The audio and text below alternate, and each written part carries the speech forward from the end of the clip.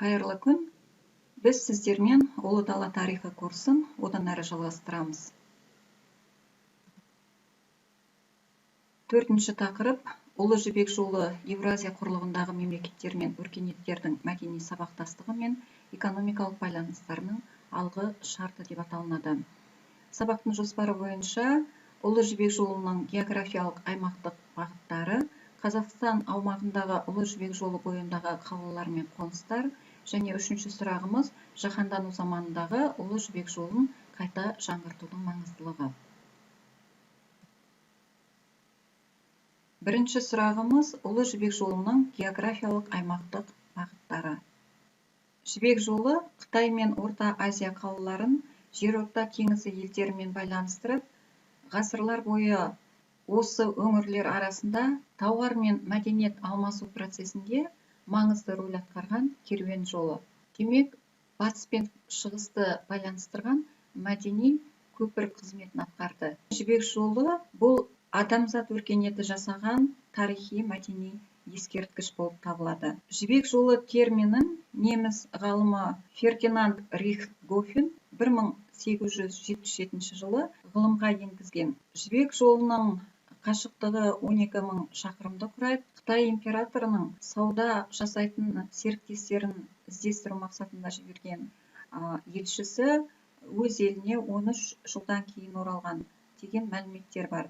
Біздің дәуірімізге дейінгі 1 ғасырдың ортасында Қытай елінен батыс елдеріне қарай жібек тауарлары жіберілсе, ал Қытайға жерорта теңізі елдерінен, Орта Азия, Орта Шығыс елдерінен түрлі жануарлар жеткізілген. Олардың ішінде Орта Азиядан жеткізілген асыл тұқымды жылқылар, сирек кездесетін аң құстар, пілдер, арыстан, барыс сияқты аңдар, жеміс-жидектер тасылған. Нәтижесінде Ұлы Жібек жолы маңызды сауда дипломатиялық артериясы ретінде пайдаланыла бастайды. Сонымен қатар Ұлы Жібек жолы рухани мәдениеттің де өзегіне немесе тірегіне айналды. Себебі осы Ұлы Жібек жолы арқылы түрлі миссионерлердің өз діндерін таратуға мүмкіндік алды. Мысалы, Үндістаннан Орта Азия мен Шығыс Түркістанға буддизм діні, Сирия, Иран, Аравиядан христиан мен ислам діні таралды. Екінші сұрағымыз Қазақстан аумағындағы Ұлы Жібек жолы бойындағы қалалар мен қоныстар.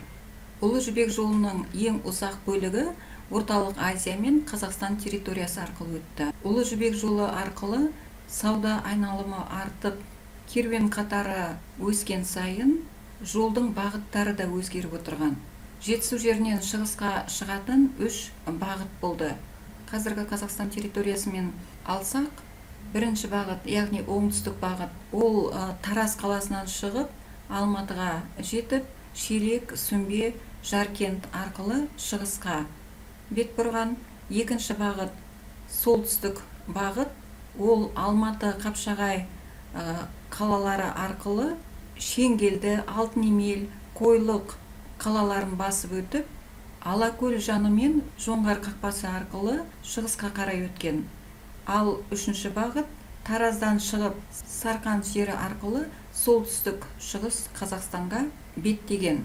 Бұл бағыт Құлан, Хантау, Айнабұлақ бекеттерін басып өткен. Жібек жолының жандануымен қазақ даласындағы біршама халық отырықшы мәдениетке көшіп, өңірде жаңа қалалардың пайда болуына себепші болды. Отырар, Испетжаб, Суяб, Сауран, Тараз сияқты шаһарлар мәдени, сауда және саяси дипломатиялық орталықтарға айналды.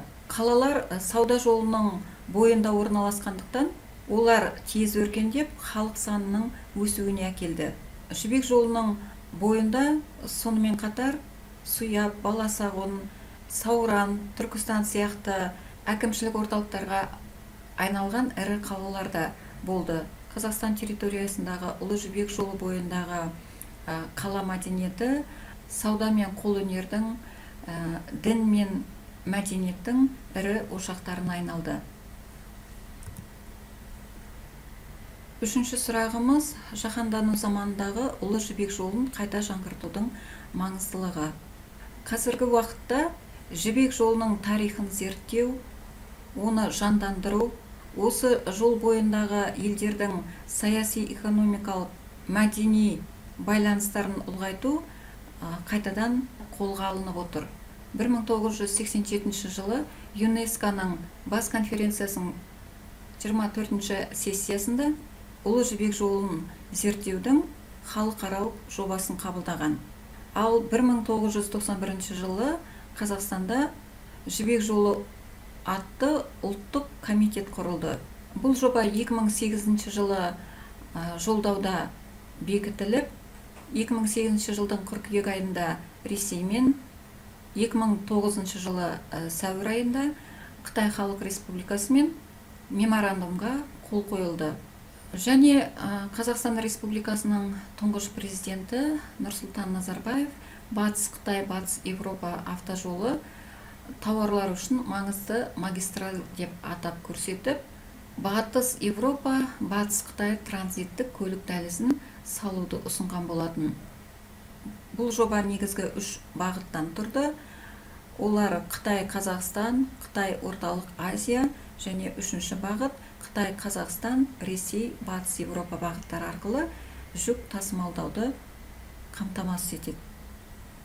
Дәліздің жалпы ұзындығы 8445 шақырымды құрайды деп жоспарланған, ал Қазақстанның үлесі 2787 шақырым. Назарларыңызға рахмет, сау болыңыздар.